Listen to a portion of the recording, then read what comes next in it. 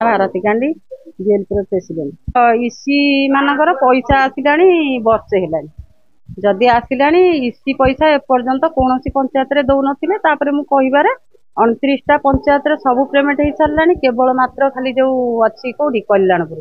କାହିଁକି କଲ୍ୟାଣପୁର ଅଛି ନା ସବୁ ପଞ୍ଚାୟତକୁ ମାଗିଲେ ଯେ 1000 ଟଙ୍କା ଲେଖା ଦେଲେ ଆମେ ଇସି ପଇସା କରିଦବୁ। ଆମକୁ ମାଗିଲେ ଯୋଉ ଓଏଲଏମ ଷ୍ଟାଫ ସମସ୍ତ ଓଏଲଏମ ଷ୍ଟାଫ ଯଦି ମାଗିଲେ 1000 ଟଙ୍କା ଲେଖା ଦେଲେ ଇସି ପଇସା କରିମୁ।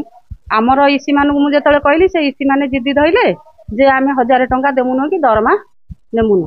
ମୋର ଗୋଟେ ଲକ୍ଷପତି ଦିଦିର ଯୋଉ ପଇସା ଆସିଲା ଟ୍ରେନିଂ ପାଇଁ। ଯଦି ଆସିଲା ଆମେ ତ ଜାଣିନଥିଲୁ କି ମିଟିଂ କରି କହିନଥିଲେ।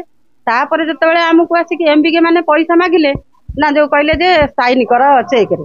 ଆମେ ଚେକରେ ସାଇନ କଲୁ କିଛି ଯୋଉ ସେତେବେଳକୁ ଆମର କୌଣସି ଆଲୋଚନା ହେଇନି। କିନ୍ତୁ ଏତିକି ଭୁଲ ଆମେ କରିଛୁ କଣ ଚେକରେ ସାଇନ କରିଛୁ। ଭବାନୀ ସାରଙ୍କୁ ଫୋନ କରିକି ପଚାରିଲି ଯଦି ଯୋଉ ଆମର ଟ୍ରେନିଂ ହେଲା ଟ୍ରେନିଂରେ ଆମେ ଦେଖିଲୁ ଯେ କିଛି ନାହିଁ ସେଠି 20 ଟଙ୍କିଆ ପୁଡ଼ିଆ ଦିଆହେଇଛି। ମୁଁ ବି ଉପସ୍ଥିତ ଥିଲି ସେଠି।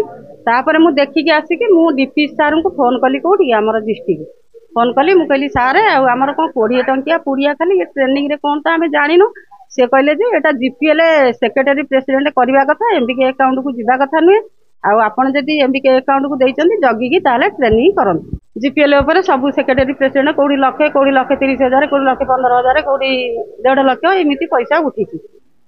ସିପିଏମ ନା ଡିପି ସାର୍ ଆମକୁ ପଚାରିଲେ ଯେ କି ଯୋଉ ଆମର ଟ୍ରେନିଂ କଣ କେମିତି ହଉଛି। ମୁଁ ସେଠି ଏତିକି କଥା କହିଦେଲି। ସେ ମୋ ପଛକୁ ଥିଲେ ଯେ ଆମର ଏମବିକେ ମାନଙ୍କ ଆକାଉଣ୍ଟକୁ ଯାଇଛି ସେଠି ଫୋଲ୍ଡର ନାହିଁ କି ଯୋଉ ମିଲ୍ ନାହିଁ କି ଟେଣ୍ଡ ନାହିଁ କି ଚେୟାର ନାହିଁ ତଳେ ବସୁଛନ୍ତି। ସାର୍ ସେଠୁ ନିଜେ ଆସିକି କୋଉଠି ଆମର ଫିଲ୍ଡରେ ବୁଲିକିନି ତାଙ୍କର ବନ୍ଦ କରିଦେଇ ଗଲେ। କହିଲେ ଇଏ ଟ୍ରେନିଂ ଠିକ ନୁହଁ ଟ୍ରେନିଂ ହବନି।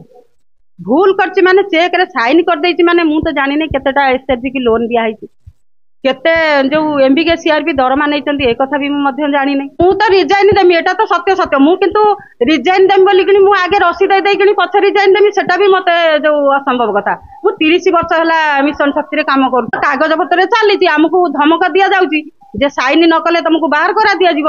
କିନ୍ତୁ ଆମର ଯେତେବେଳେ ସରକାର କରିଛନ୍ତି ଯେତେବେଳେ ରିଚର୍ଚର ପାଇଁ ଆମେ ଆଜି ବାହାରିନୁ କାଲି ବି ନିଶ୍ଚିତ ଭାବରେ ବାହାରିଯିବୁ। କିନ୍ତୁ ଧମକରେ ଆମ କତରୁ ହାସଲ କରାହଉଛି କାମ।